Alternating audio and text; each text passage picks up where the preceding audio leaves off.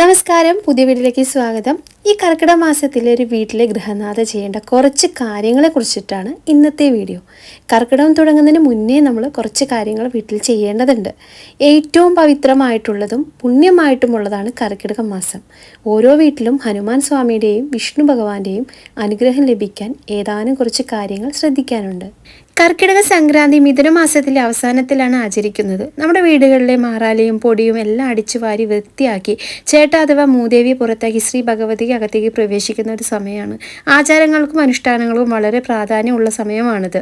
അങ്ങനെ ആചാരങ്ങളിൽ ഒന്നാണ് കർക്കിടക സംക്രാന്തി ആഘോഷം. അതായത് നമ്മൾ കർക്കിടകം തുറക്കുന്നതിന് മുന്നേ തന്നെ തലേ ദിവസം ഇതെല്ലാം ചെയ്ത് വൃത്തിയാക്കിയിട്ട് നമ്മൾ കർക്കിടകം 1-ാം തീയതി നമ്മളെ വരവേൽക്കണം എന്നാണ് പറയുന്നത്. കർക്കിടകം 1-ാം തീയതിക്ക് മുമ്പായിട്ട് നമ്മുടെ ഭവനത്തിൽ നിന്ന് ഉറപ്പായിട്ടും ഒഴിവാക്കേണ്ട ചില വസ്തുക്കൾ എന്തെല്ലാമെന്ന് ആദ്യം നോക്കാം. നമ്മൾ മലയാളികൾ കർക്കിടകം എന്നും പറയുന്നത് വെറും ഒരു മാസമായിട്ടല്ല കണക്കാക്കുന്നത്. രാമായണ മാസമായിട്ടാണ് നമ്മൾ ആ കർക്കിടകത്തെ ആചരിക്കുന്നത്. കർക്കിടകം ഒരു പുണ്യമാസമായിട്ടാണ് നമ്മൾ ആചരിക്കുന്നത്. വളരെയധികം കഷ്ടപ്പാടുകളും ദുരിതങ്ങളും കഠിനമായ ദാരിദ്ര്യവും മഴയും ഒക്കെ സാമ്പത്തിക ബുദ്ധിമുട്ടും ഞെരുക്കങ്ങളെല്ലാം കർക്കിടകത്തിൽ പറയാറുണ്ട്. അതുകൊണ്ട് തന്നെ കർക്കിടകത്തെ പഞ്ഞമാസമെന്നും പലരും പറയാറുണ്ട്. ചില കാര്യങ്ങൾ നമ്മൾ ശ്രദ്ധിച്ചാൽ ഐശ്വര്യം തരുന്ന ഒരു പുണ്യമാസമായിട്ട് തീർക്കാൻ നമുക്ക് സാധിക്കും.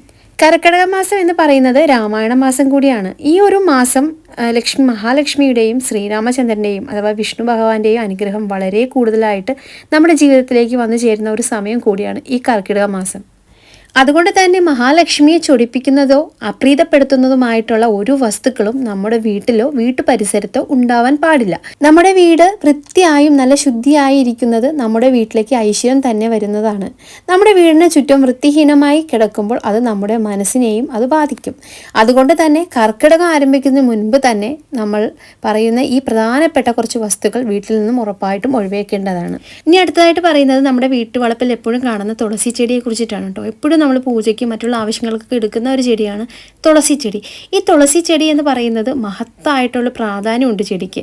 നമ്മൾ വീട്ടിൽ പരിചരിക്കുന്ന തുളസി വാടിയതോ മുരടിച്ചതോ കരിഞ്ഞു നിൽക്കുന്നതോ ആണെങ്കിൽ തന്നെ ആ സമയത്ത് തന്നെ നമ്മളത് പറിച്ചു മാറ്റണം. അത്യാവശ്യം വളമൊക്കെ ഇട്ടെടുത്ത് നന്നായിട്ട് വളരുന്നുണ്ടെന്നെങ്കിൽ നന്നായിട്ട് പരിചരിച്ചതിനെ വളർത്താൻ നോക്കുക. അതല്ല, കമ്പുകളെല്ലാം നല്ല രീതിയിൽ ഉണങ്ങിയിട്ടുണ്ടെങ്കിൽ അത് പറിച്ചു മാറ്റേണ്ടത് അത്ര അത്യാവശ്യമാണ്. ഒരിക്കലും വാടിക്കരിഞ്ഞതോ അതൊന്നും നമ്മുടെ വീട്ടിൽ വളർത്താൻ പാടില്ല. അല്ലെങ്കിൽ മാറ്റിയിട്ട് പുതിയൊരു ചെടി നമ്മൾ വെച്ച് പിടിപ്പിക്കേണ്ടത് അത്യാവശ്യമാണ്. കരിഞ്ഞതും അതുപോലെ വാടിയതും ആയിട്ടുള്ള തുളസി ചെടി നിൽക്കുമ്പോൾ നമ്മുടെ ഗൃഹത്തിലേക്ക് നെഗറ്റീവ് എനർജിയെ തന്നെ ക്ഷണിച്ചു വരുത്തും. അതുപോലെ തന്നെ പ്രാധാന്യമുള്ള ഒരു ചെടിയാണ് നമ്മുടെ ശംഖുപുഷ്പം. വെള്ള ശംഖുപുഷ്പവും നീല ശംഖുപുഷ്പവും ഒക്കെ നമ്മുടെ വീട്ടിൽ ഇതുപോലെ വാടിക്കരിഞ്ഞൊക്കെ നിൽക്കുകയാണെങ്കിൽ അത് പറിച്ച് മാറ്റുക. അതുപോലെ ചെത്തി, ഭഗവാന്റെ കൂവളം, അങ്ങനെയുള്ള ചെടികളെല്ലാം ശുദ്ധമായിട്ടുള്ളവർ നട്ടുകൊടുക്കുക. അതുപോലെ ഈ ഒരു കർക്കിടക മാസത്തിന് മുന്നേ തന്നെ അത് നല്ല രീതിയിൽ വളർത്താൻ നോക്കുക. ഒരിക്കലും കർക്കിടക മാസം ആകുമ്പോഴേക്കും അത് കരിഞ്ഞു നിൽക്കുന്ന ഒരു അവസ്ഥ വരരുത്. ആ ഒരു സമയത്ത് തന്നെ നല്ല രീതിയിൽ പരിചരിച്ച് അതിന് വെള്ളവും വളമൊക്കെ ഇട്ടുകൊടുത്ത് നല്ല രീതിയിലാക്കുക. അതെല്ലാം കരിഞ്ഞ അവസ്ഥയാണെങ്കിൽ അത് പറിച്ചു മാറ്റി പുതിയ തൈകൾ വെച്ച് പിടിപ്പിക്കാൻ നോക്കുക. അടുത്തതായിട്ട് ശ്രദ്ധിക്കേണ്ടത് നമ്മുടെ വീട് വൃത്തിയാക്കുക എന്നതാണ്. വീടിൻ്റെ അകവും പുറവും ഒരുപോലെ ശുദ്ധീകരിക്കുക. പ്രത്യേകിച്ച് ചിലന്തി വലകൾ, മാറാലകളൊക്കെ നന്നായിട്ട് ക്ലീൻ ചെയ്യണം. നമ്മുടെ ചിലന്തി വലകളൊക്കെ നമ്മുടെ ഗൃഹത്തിൽ ഇരുന്നാൽ അത് നമ്മുടെ വീടിന് നെഗറ്റീവ് എനർജി ആയിരിക്കും. അതുകൊണ്ട് തന്നെ വീടിൻ്റെ അകം നന്നായിട്ട് ക്ലീൻ ആക്കുക. വീടിൻ്റെ പുറം ഭാഗവും ചാണകവെള്ളമൊക്കെ തളിച്ച് പുല്ലെല്ലാം ചെത്തി വീട് പരിസരവും നല്ല രീതിയിൽ വൃത്തിയാക്കുക.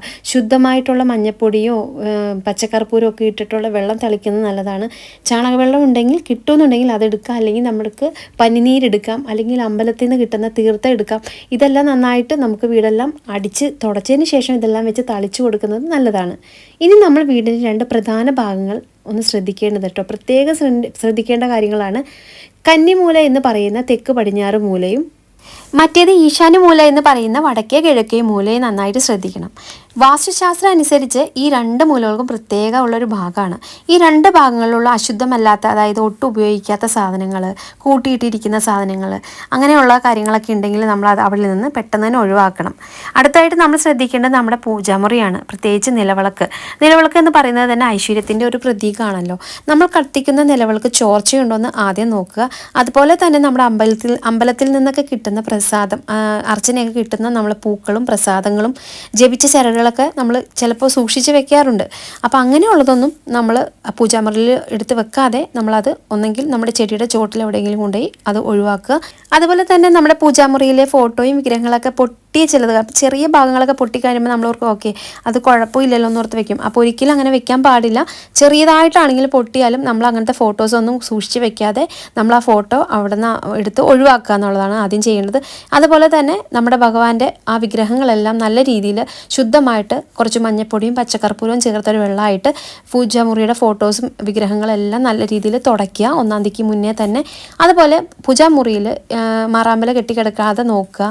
അതുപോലെ തന്നെ നമ്മൾ ഉപയോഗിച്ച എണ്ണകളുടെ ബാക്കി, തിരികളുടെ ബാക്കി, തുടയ്ക്കുന്ന തുണി ഇങ്ങനെയുള്ളതൊക്കെ ഉണ്ടെങ്കിൽ കംപ്ലീറ്റ്ലി അതെല്ലാം എടുത്ത് ഒഴിവാക്കി പൂജാമുറി നല്ല വൃത്തിയായിട്ട് സൂക്ഷിക്കുക.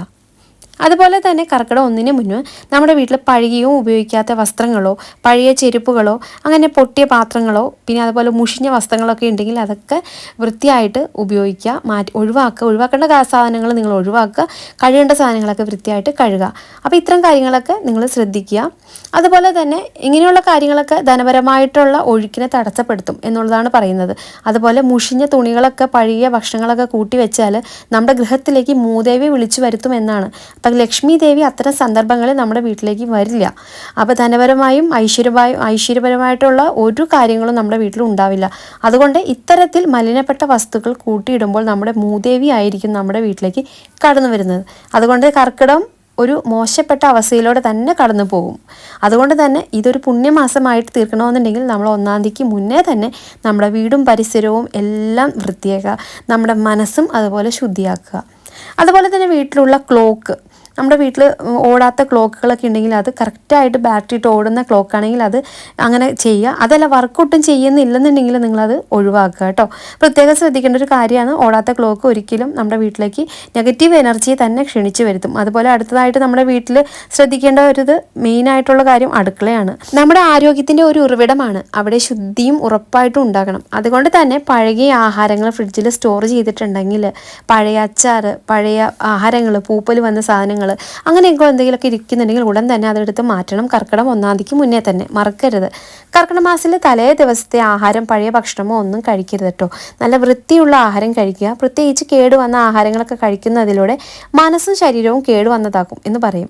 അതുപോലെ തന്നെ കർക്കിടക മാസത്തിൽ കഴിയുമെങ്കിൽ മത്സ്യമാംസാദികൾ ഒഴിവാക്കണം. കഴിയുന്നതും നമ്മൾ കഴിക്കാതിരിക്കുന്നതാണ് ഏറ്റവും നല്ലത്.